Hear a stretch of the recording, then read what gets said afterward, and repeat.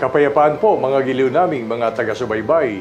Maraming salamat sa ating Panginoon Diyos sa patuloy niyang pagpaparana sa atin ng kanyang kabutihang loob sa paraang patuloy niya tayong pinahihirampan ng ating buhay at kalakasan.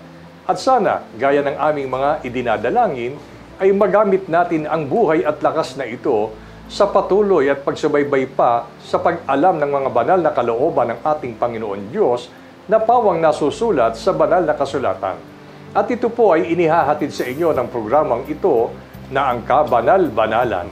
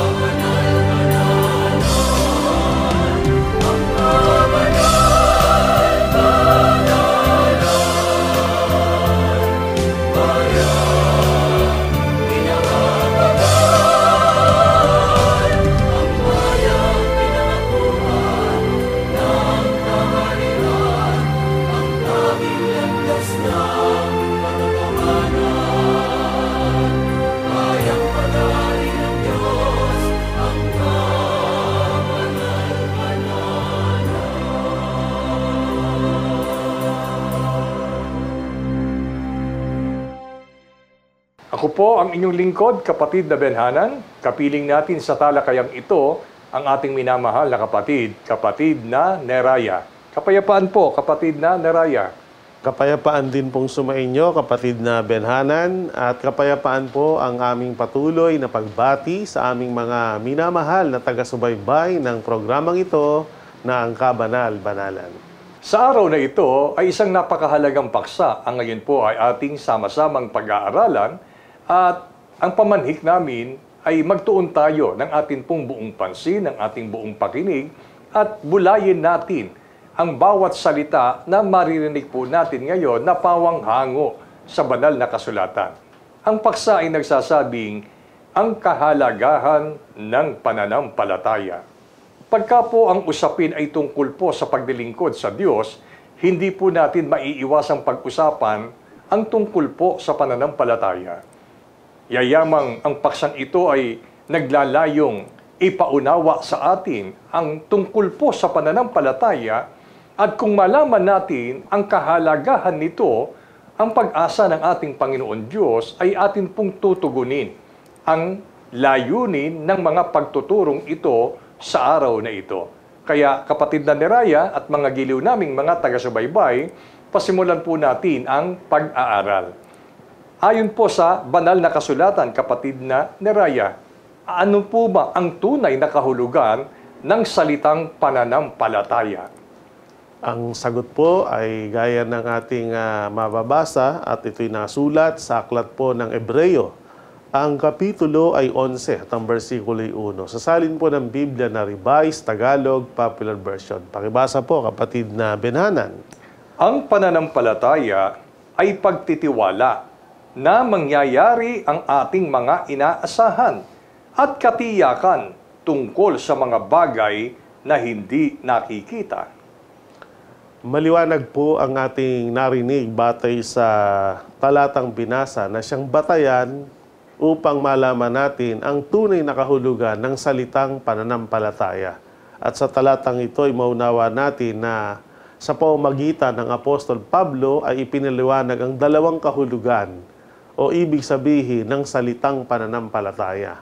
Una po, ayon sa kanya ay ang pananampalatayaan niya ay pagtitiwala na mangyayari ang ating mga inaasahan. Ang ikalawang pakahulugan, katiyakan ito tungkol sa mga bagay na hindi nakikita. So sa talatang ito o sa mga pagpapaliwanag na ito ay napakatiyak ang kahulugan ng salitang pananampalataya. Sa unang pagpapaliwanag, pagtitiwala na mangyayari ang ating mga inaasahan.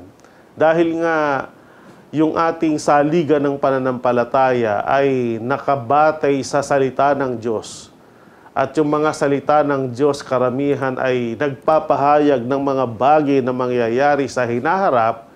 At dahil nakabatay sa salita ng Diyos, pinaniniwalaan natin o sinasampalatayanan natin. At sapat na yon. Dahil tayo sumasampalataya, matibay ang ating pag-asa, matibay ang ating pagtitiwala na mangyayari yun. Kaya atin po yung inaasahan. Inuulit ko po, ang pananampalataya, nakasalig sa mga salita ng Diyos. Kaya dahil doon, nagtitiwala tayo na mangyayari yung mga bagay na ating inaasahan. Ito man ay kaganapan sa hinaharap o ang karamihan nito yung mga nakasalig sa mga bagay na ipinangako ng Panginoon sa mga taong naglilingkod sa Kanya. Pangalawa, katiyakan tungkol sa mga bagay na hindi nakikita. So, pag sinabi po mga bagay na hindi nakikita, bukod sa ito tinatawag na mga invisible o ito tinatawag na mga spiritual na bagay. Na kumisa ng mga tao, lalo na po yung mga taong wala pang pananampalataya. Ang mga bagay na tiyak at kanilang pinaniniwalaan lamang yung mga bagay na nakikita. Yun ang sa kanila'y totoo at realidad.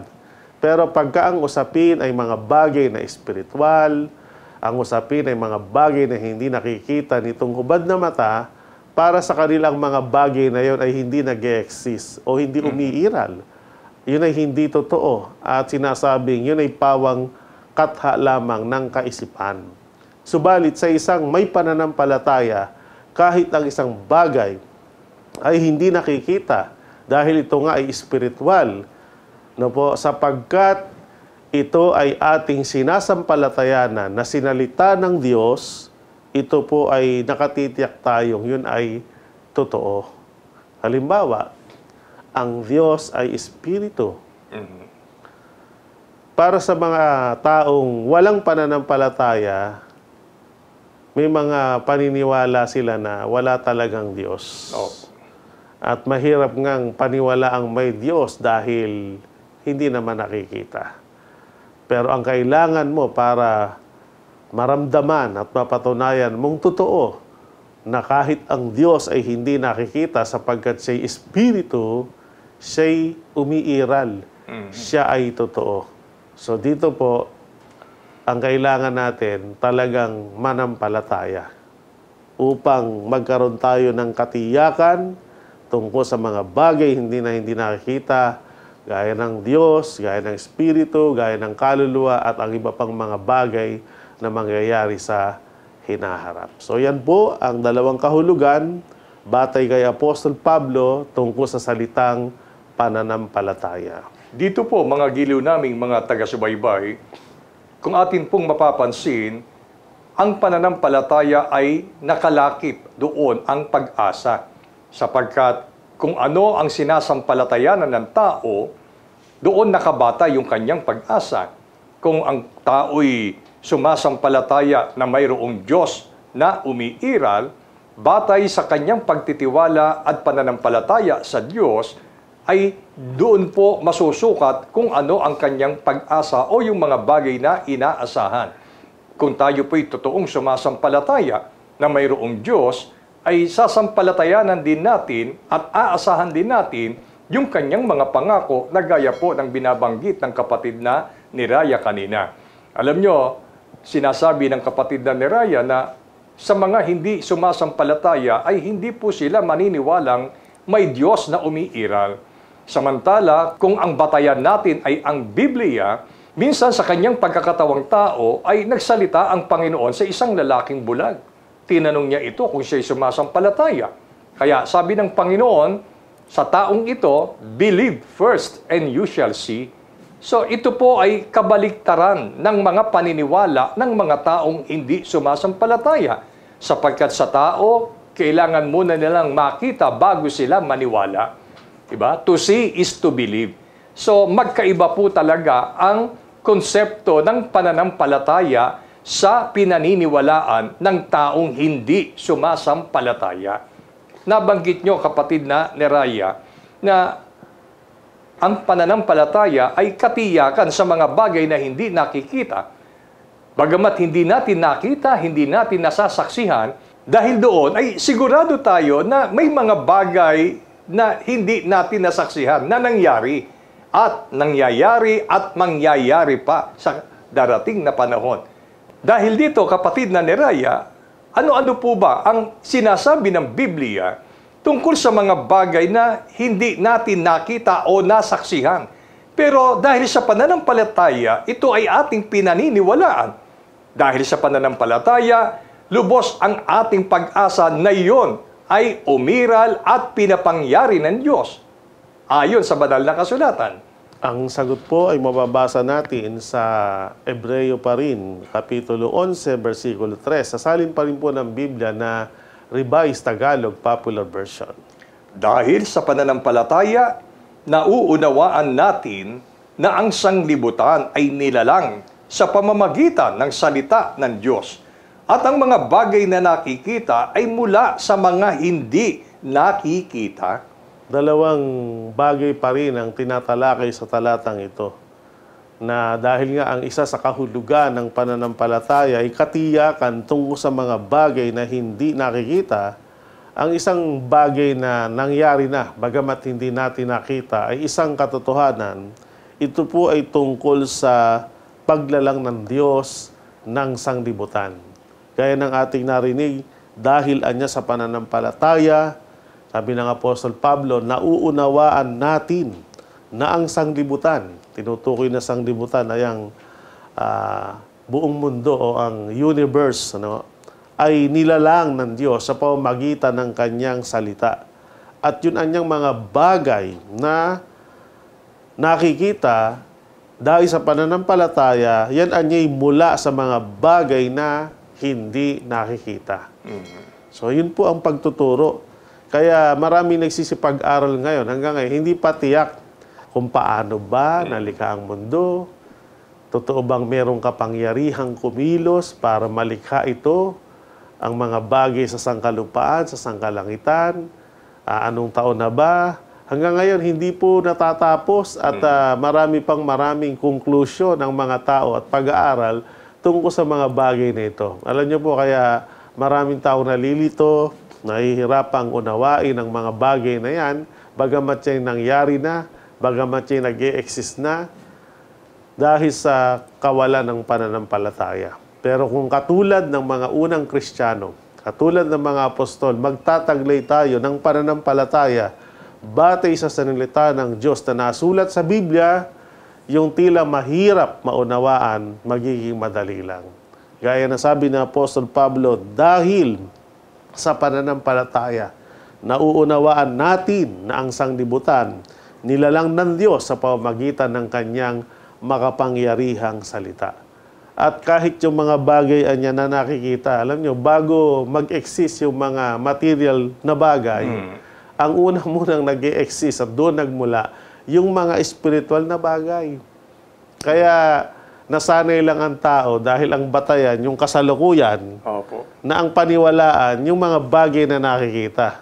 Pero sa katotohanan, bago natin makita yung mga material things, ang una munang nag-e-exist na isang bagay na totoo na dapat nating sampalatayanan ang mga bagay na hindi nakikita, yung mga bagay na invisible. Kaya dito, sa unang mga bahagi pa lang ng ating talakayan, napakahalaga talaga na ang tao ay magkaroon muna ng pananampalataya. Para katulad ng mga unang Kristiyano, maunawaan niya yung mga bagay na tila mahirap unawain dahil sa pamamagitan ng pananampalataya, kahit ang mga bagay na hindi nakikita, maiintindihan mong totoo, tiyak, at ito ay dapat na paniwalaan. Yan po, mga giliw naming mga taga-subaybay. Alam niyo po, kapag ka ang issue ay tungkol po sa paglikha o pagkakalikha ng buong sanlibutan, maging ang mga tao na naririto, ito po ay isang malaking issue sa mga taong hindi sumasampalataya sa Diyos.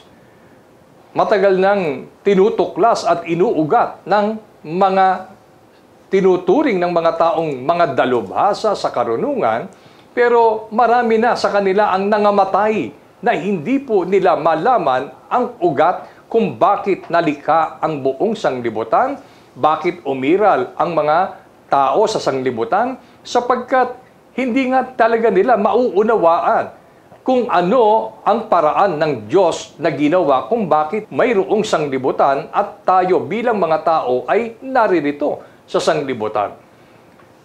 Maraming mga theory ang nagsibangon pero magpasa hanggang ngayon, hindi po nila ito mapatunayang ito ay totoo o tumpak. Kaya sabi nga ng isang pamosong tao, when reason ends, faith begins. Pagka hindi na kayang ipaliwanag ng karunungan ng tao, dapat upairali na natin ang ating pananampalataya. At yan po ang taglay ng mga unang lingkod ng Panginoon. Sa panahon ng mga propeta, sa panahon ng mga apostol at mga unang Kristiyano. At yan din ang pananampalatayang taglay ng mga kaanib sa kabanal-banalang Iglesia ng Diyos kay Kristo Jesus. Sabi nga sa wikang Ingles, by faith, we understand that the universe was created by the Word of God. We also know that what can be seen was made out of what cannot be seen. Mga minamahal naming mga taga-subaybay. Kaya sa pagpapatuloy, kapatid na Neraya, ano naman ang ating inaasahan na lubos nating pinagtitiwalaan na mangyayari na darating sa mundong ito dahil sa pananampalataya? Ang sagot po ay pinahayag ni Apostol Pablo sa kanyang kamanggagawa na si Tito. Kaya sa Tito, Kapitulo 2, versikulo 13, sasalin pa rin ng Biblia na Revised Tagalog Popular Version. Habang hinihintay natin ang dakilang araw na ating inaasahan, ito ang pagbabalik ng ating dakilang Diyos at tagapagligtas na si Hesukristo. Kanina po ay tinatalakay natin ang isa sa kahulugan ng pananampalataya ay pagtitiwala sa mga bagay na ating inaasahan. Na yung inaasahan natin ay nakasalig sa pangako at salita ng Diyos. At nang talakayin ni Apostol Pablo na dahil sa pananampalataya, ito'y hinihintay natin at inaasahan. Ito anya yung dakilang araw na ating inaasahan dahil sa pananampalataya. At nang tukuyin niya kung ano ito anya ang pagbabalik ng ating dakilang Diyos at tagapagligtas na si Hesukristo. Kaya sinabing dakilang araw ng kanyang pagbabalik sapagkat meron ng unang pagparito o pagpunta sa sanglibutan ang ating dakilang Diyos at tagapagligtas na si Hesukristo. Ito po yung panahon na siya nagkatawang tao. At siya bumalik ulit sa langit at nangako na siya muling babalik. At dahil sa pananampalataya na sinabi ng Panginoon ang mga bagay na ito na muli siyang babalik, ito ay pinaniwalaan. Sa tamang pananalita ay sinampalatayana ng mga unang Kristiyano. At dahil sa pananampalataya, ito'y kanilang hinihintay. Ito'y kanilang inaasahan na mangyayari sa hinaharap. Ito ang tungkol sa muling pagparito ng ating dakilang Diyos at tagapagligtas, walang iba kundi ang ating Panginoong Kristo Jesus. Samantala sa mga taong walang pananampalataya, ang bagay na ito ay hindi totoo. Kaya mayroong mga tao na dahil sa kawalan ng pananampalataya ay hindi naghahanda tungkol sa pagbabalik ng ating Panginoon. At meron namang mga iba, nangyari na raw itong minsan at hindi na mangyayaring muli pa. Yan po mga giliw naming mga taga-subaybay. Ibinabahagi namin ang aming pananampalataya sa inyo na aming mga taga-pakinig at taga-subaybay ng programang ito. Dapat po nating sampalatayanan na ang Panginoong Kristo Jesus ay nangako ng kanyang ikalawang pagparito sa mundong ito. Sapagkat ang unang pagparito niya sa mundong ito ay may ibang misyon. Ang buksan, ang pintuan ng pagdiligtas ng Panginoon para sa mga tao. At para ang tao ay makabahagi sa pagdiligtas na yon, kailangan sumampalataya po tayo. Kailangan asahan natin na ang bawat salita at pangako ng Diyos ay pawang totoo at mayroong kapangyarihan. Kaya Ngayon ay sinasabi po sa atin, mayroon pong ikalawang pagparito ang ating Panginoon. Na mayroong ibang misyon naman sapagkat gaya po ng nabanggit kanina, ang unang misyon ng kanyang unang pagparito ay para po ipahayag ang daan ng kaligtasan upang ang tao ay malikhaan ng pananampalataya at magtiwalang lubos sa salita ng ating Panginoon. At samantalang umakyat na siya sa langit, ito ngayon ang misyong ginagawa ng mga lingkod ng Panginoon. Patuloy pong bukas ang pintuan ng pagliligtas sa paraang ibinabahagi namin sa inyo ang mga banal na salita at kalooban ng Diyos upang sa ganito maalaman natin paano natin tutugunin ng naaayon sa kalooban ng Diyos ang gawaing paglilingkod sa Kanya. Kaya naman, samantalang naririto tayo sa lupa, ito'y isang paraan ng paghahanda upang sa ikalawang pagparito ng Panginoon ay maging handa tayong salubungin natin siya. Kapatid na Neraya, saan nakasalig o saan nakabatay ang ating pananampalataya tungkol sa pagparito ng ating dakilang Diyos at tagapagligtas ang ating Panginoong Kristo Jesus? Ang sagot po ay mababasa natin sa Aklat ng Juan, Kapitulo 14, versikulo 1 hanggang 3. Huwag magulumihanan ang inyong puso. Magsisampalataya kayo sa Diyos. Magsisampalataya naman kayo sa akin. Sa bahay ng aking Ama ay maraming tahanan. Kung di gayon, ay sinabi ko sana sa inyo, sapagkat ako'y paroroon upang ipaghanda ko kayo ng dakong kalalagyan. At kung ako'y pumaroon at kayo'y maipaghanda ng kalalagyan, ay muling paririto ako at kayo'y tatanggapin ko sa aking sarili, upang kung saan ako naroroon, kayo naman ay dumuon. Napakaliwanag po ang mga salitang ito na ating narinig batay sa mga talatang binasa ng ating kapatid na Benhanan. Dito'y maunawa natin, ito yung panahon na ang Panginoon ay nagpapaalam na upang umakyat sa langit. At sinasabi rin niya kung ano ang kailangan at kung ano ang kanyang gagawin pag-akyat doon at anong mga plano niya sa hinaharap. Una, ang kailangan ay sumampalataya tayo sa kanyang mga salita. Sumampalataya tayo sa Diyos at ayon sa kanyang mga salita, sa kanyang pag-akyat doon sa langit, paghahanda niya ang mga mananampalataya ng dakong kalalagyan. At kapag ka naihanda na, ayon sa kanyang salita pa rin, ay muling paririto ako at kayo'y tatanggapin ko sa aking sarili. At kung saan ako naroon, kayo naman ay dumuon. Kaya kung saan po nakasalig o kung saan nakabatay ang dapat na maging pananampalataya natin, at ito'y taglay na pananampalataya na ng kapatiran ng kabanal-banal na iglesia tungkol sa muling pagparito ng ating dakilang Diyos at tagapagligtas na walang iba kundi ang ating Panginoong Kristo Jesus, ito'y nakasalig sa kanyang mga salita. Opo. Ito'y nakasalig sa kanyang mga ipinangako. Kung babalikan natin talata, pagka nakahanda na yung dakong kalalagyan sa langit, ano sabi ng Panginoon? Ay muling paririto ako. Yun yung mga salita na kanyang sinabi na dapat nating paniwalaan. Kaya gayon na lamang ang pananampalataya ng kapatiran ng kabanal-banal na iglesia tungkol sa muli o ikalawang pagparito ng Panginoon, sapagkat ito'y salitang ipinangako mismo ng Panginoon. At kasama ng mga salitang ito ay isang kagalakang hintayin ang kanyang muling pagbabalik, hindi lang asahan, sampalatayanan, sapagkat tatanggapin niya tayo sa kanyang sarili at sa kanyang pagbabalik, ipagsasama niya tayo sa dakong kanyang kinalalagyan, sa makatidbagay doon sa kaharian sa langit. Kaya ang muling pagparito ng Panginoon sa mga di mananampalataya, parang hindi totoo sa kanila. O kung abutan man sila ng muling pagparito, ay nakatatakot na bagay dahil hindi siya sumampalataya.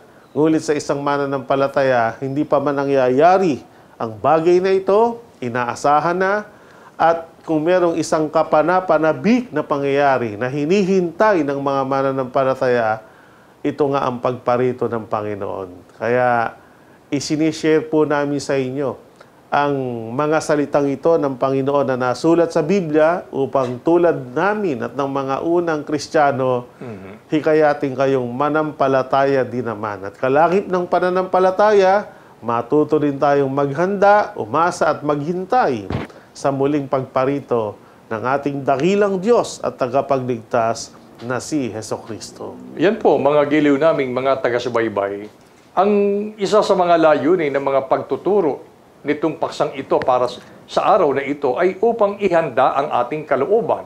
Kung tila tayo po ay mayroon pang pag-aalinlangan sa kung ano ang natatala o nasusulat sa Biblia, ito ang panahon na talikuran natin itong pag-aalinlangan na ito. Sa halip, idalangin natin sa Panginoon Diyos na likhaan niya tayo ng pusong tapat upang doon ay manahan ang kanyang espiritu at kalakip nito ay ang tapat na pananampalataya at pag-asa sa mga pangako at sinalita ng ating Panginoon Diyos. Alam nyo, at the end of the day, wala naman tayong magagawa. Tatawag at tatawag tayo sa Panginoon Diyos sa panahong nararamdaman na natin na nasa huling bahagi na tayo ng ating buhay paglalakbay dito sa lupa. Yung bang tipong malapit na ang kamatayan sa atin. Hindi ba tatawag pa rin ang tao sa Panginoon Diyos? Pero samantalang nasa atin pa ang buhay at lakas, inaasahan niya na gamitin natin ito sa pagpupuri sa Panginoon. Paano nga natin mapapupurihan ng Panginoon? Paano natin mapaglilingkuran ng tapat ang Panginoon kung tayo mismo ay hindi sumasampalataya sa Diyos? Kaya napakahalaga po ang magtaglay tayo ng isang pananampalataya ayon sa Biblia upang maging handa tayo sa pagtanggap ng pangakong ito ng ating Panginoon Diyos. Kapatid na Neraya, ayon pa rin sa ating pananampalataya. Ano po ang layunin ng muling pagparito ng ating Panginoong Kristo Jesus? Ang sagot po ay mababasa natin sa Apokalipsis, ang kapitulo ay 22, versikulo 12 hanggang 13, kasama po ang talatang 16. Narito, ako'y madaling pumaparito at ang aking gantimpala ay nasa akin upang bigyan ng kagantihan ang bawat isa ayon sa kanyang gawa. Ako ang Alpha at ang Omega, at ang una at ang huli, ang pasimula at ang wakas. Akong si Jesus ay nagsugo ng aking anghel upang sa inyo'y magpatotoo ng mga bagay na ito sa mga iglesia. Napakaliwanag po ang mga salitang ito na siyang layunin ng pangako ng Panginoon na muli niyang pagparito. At katulad ng ating narinig kanina na ipinahayag ng ating kapatid na Benhana na iba kumpara sa layunin ng kanyang unang pagparito nung siya magkatawang tao.